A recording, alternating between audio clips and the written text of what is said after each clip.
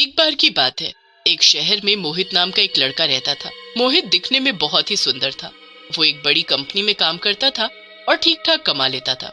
मोहित की ख्वाहिश थी कि उसकी शादी किसी अमीर लड़की से हो और वो करोड़पति बन जाए। एक दिन मोहित की मुलाकात एक लड़की से होती है। उसका नाम मीना होता है और वो बड़ी ही अमीर होती है। मीना एक बहुत बड़े घर में अकेली रहती है और करोड़ों की मालकिन होती है।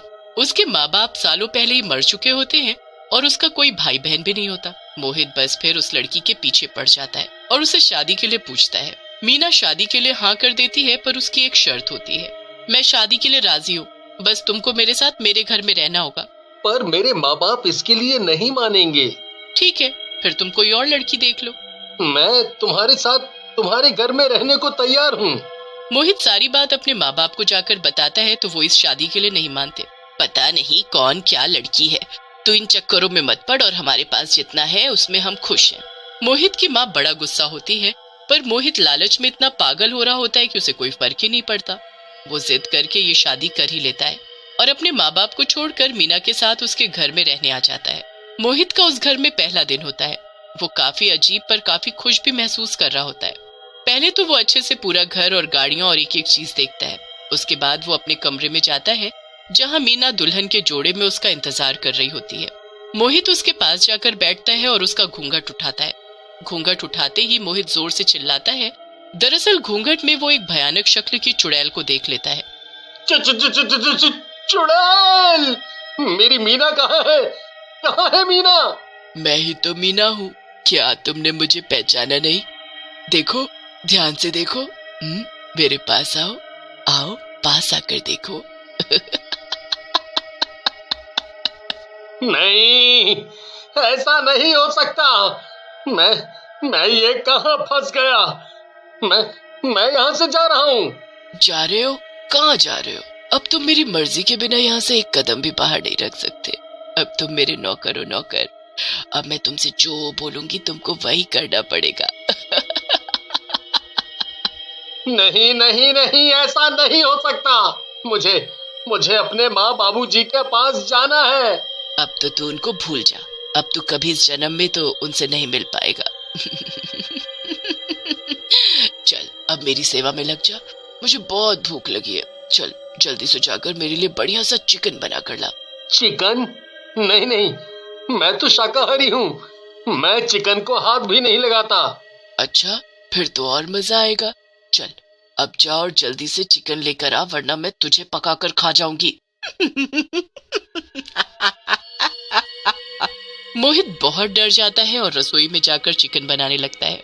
मोहित के लिए बड़ा मुश्किल होता है, पर वो जैसे तैसे चुड़ैल के लिए चिकन बनाकर उसको लेकर देता है। चुड़ैल बड़े मजे से चिकन खाने लगती है।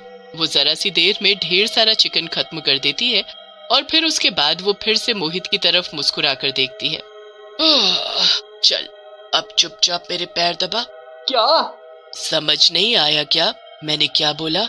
हाँ, अभी दबाता हूँ। मोहित चुड़ैल के पैर दबाने लगता है।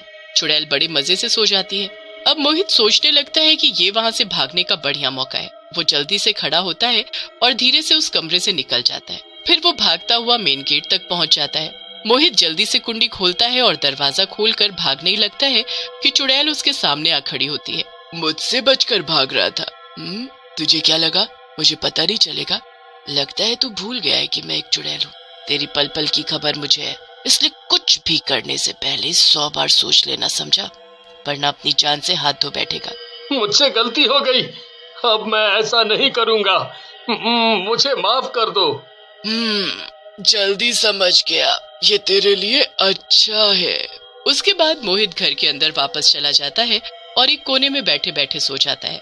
अगली सुबह जब मोहित सो ही रहा होता है तो चुड़ैल उसके मुंह पर एक बाल्टी पानी फेंक कर मारती है। कौन है? कौन है? अभी तक सोया पड़ा है? जल्दी उठ और काम पर लग जा। पूरे घर की सफाई कर और सारे बगीचे को भी अच्छे से साफ कर दियो, पर उससे पहले मुझे बढ़िया सा नाश्ता चाहिए, समझा? मोहित पहले चुड़ैल के लिए नाश्ता बनाता है, फिर उसके बाद घर की सफाई में लग जाता है। पूरा दिन घर के काम करके मोहित का बुरा हाल हो जाता है। उसे बहुत भूख भी लगी होती है, इसीलिए वो रसोई में जाकर कुछ खाने लगता है। तभी चुड़ैल वहां पर आकर खड़ी हो जाती है और उसके हाथ से खाना छीन लेती है।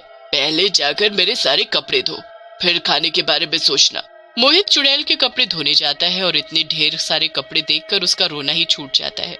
इतने सारे कपड़े, हे भगवान, मैं ये कैसे धोऊंगा? मुझ में जरा भी जान नहीं बची। मैं ये कहाँ आकर फंस गया? मैंने क्यों इससे शादी कर ली? मैं कब यहाँ से निकल पाऊंगा? कब यहाँ से निकल पाऊंगा? मोहित बहुत रोता है और रोते रोते कपड़े धोने लगता है। पूरे दिन काम करने के बाद मोहित को खाना नसीब होता है। मोहित अपनी पुरानी जिंदगी को याद करके बहुत दुखी होता है और उसको बस एक ही उम्मीद होती है कि जब उसके माँ बाप की नाराजगी खत्म हो जाएगी तो वो उससे मिलने जरूर आएंगे और उसको छुड़ा कर ले जाएंगे। मोहित ऐसे ही चुड़ैल के सारे काम करता रहता है। चुड़ैल उससे ज्यादा काम करवाती और जरा भी आराम नहीं करने देती थी। ऐसे ही काम करते करते बहुत दिन निकल जाते हैं। एक दिन मोहित के पिताजी मोहित को फोन करते हैं, पर मोहित का फोन चुड़ैल के पास होता है और वो मोहित की आवाज में बात करने लगती है। मोहित के माँ बाप को मोहित से मिले काफी दिन हो जाते हैं, तो वो एक दिन उससे उसके ससुराल पहुंच जाते हैं। वहां जाकर वो देखते हैं कि बाहर से ताला लगा हुआ है। मोहित उस वक्त चुड़ैल के कमरे में उसके साथ ही होता है। वो बहुत ही बेचैन होने लगता है कि उनको कैसे बताए कि वो यहीं अंदर कैद है। अजी, यहाँ तो ताला लगा है, आखिर ये मोहित है कहाँ? जरा उसे फोन तो लगाओ। मोहित के पिताजी उसे फोन लगाते हैं तो चुड़ैल मोहित की आवाज में बात करने लगती है। अरे बेटा, हम तेरे ससुराल तुझसे मिलने आए थे। यहाँ तो ताला लगा है, तू कहाँ है? अरे, हम सब कहीं बाहर घूमने आए हुए थे। हमें आने में कुछ दिन लग जाएंगे। आप वापस घर चले जाओ। मोहित ये सब देखकर बड़ा बेबस महसूस कर रहा था। उसे समझ नहीं आ रहा था कि कैसे अपने माँ बाप को बताए कि वो वहीं है। फिर उसे एक तरकीब सूझती है। वो सफाई करते करते एक पेन, डायरी और किताब नीचे बेड के पास गिरा देता है और पैर से उसे अंदर घुसा देता है। ये क्या कर रहे हो? ठीक से काम करो। मोहित बेड के नीचे घुस जाता है और फटाफट पेपर पर लिख देता है कि उसकी शादी मीना से नहीं बल्कि चुड़ैल से हुई है और उसने उसे घर में कैद किया हुआ है। कितनी देर हो गई? क्या अभी तक सामान नहीं निकला? हाँ, बस निकल गया। मोहित जल्दी से उस पेपर को मुंह में रख लेता है और पेन, डायरी अपनी जगह रख देता है। उसके बाद वो खिड़की साफ करने लगता है और जैसे ही चुड़ैल का ध्यान कहीं और होता है और मुंह से पेपर निकालकर उसे नीचे अपने माँ बाप के पास फेंक देता है। अरे, ये क्या कूड़ा है? किसने फेंका है? इसमें शायद कुछ है। मोहित की माँ उस कागज को उठाती है। उसे पढ़कर उसके होश उड़ जाते हैं। मोहित के पिता जब उसे पढ़ते हैं तो वो भी घबरा जाते हैं। चलो जल्दी चलकर किसी से मदद मांगते हैं। मोहित के माँ बाप जल्दी से एक पंडित के पास जाते हैं और उनको सारी बात बताते हैं। मतलब तुम्हारे बेटे ने एक चुड़ैल से शादी कर ली है। वो चुड़ैल तुम्हारे बेटे की अब पत्नी है। उससे पीछा छुड़ाना आसान नहीं है। आप कुछ करके उसे बचा लो पंडित जी, हम आपका एहसान कभी नहीं भूलेंगे। तो एक काम करो, ये लो लड्डू और इससे कैसे भी करके अपने बेटे तक पहुंचा दो। ये लड्डू तुम्हारे बेटे को उस चुड़ैल को रात 12 बजे खिलाना होगा। वो लड्डू लेकर वो लोग वहाँ से चले जाते हैं। फिर एक कागज पर सब लिखकर उसमें वो लड्डू रखकर वो घर के बाहर खड़े हो जाते हैं। फिर वो दोबारा मोहित के नंबर पर फोन करते हैं। कैसे हो बेटा, तुम आ गए क्या वापस घूमकर? अरे इतनी जल्दी कैसे आ जाऊंगा? मैंने बताया तो काफी दिन लगेंगे। मोहित समझ जाता है कि उसके माँ बाप घर के बाहर है। मोहित के पिताजी चुड़ैल को बातों में लगाए रखते हैं और मोहित जल्दी से खिड़की पर जाकर देखता है। मोहित की माँ जल्दी से कागज में लिपटा लड्डू उसके पास फेंकती है जो मोहित पकड़ लेता है।